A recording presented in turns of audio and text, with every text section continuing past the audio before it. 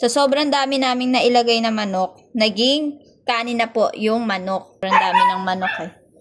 Ito yung diet ng aking mga alaga ngayong gabi.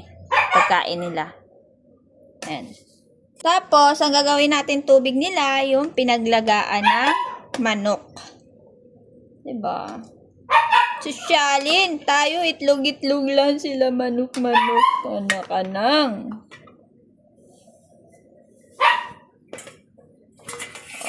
Next batch.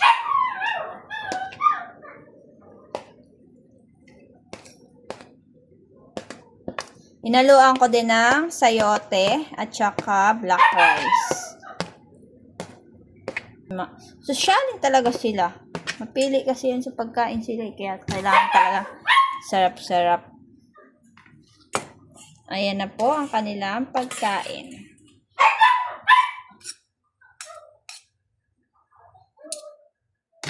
Okay, done na po.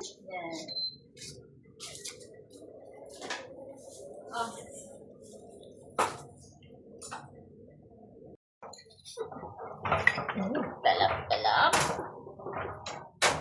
Boss.